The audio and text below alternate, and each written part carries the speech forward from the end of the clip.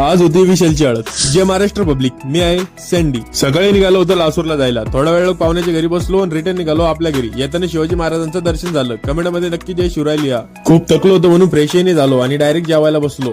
जेवण झाल्याच्या नंतर आपल्याला बनायचं होतं हेअर ऑइल आणि ही त्याची प्रोसेस चालू आहे.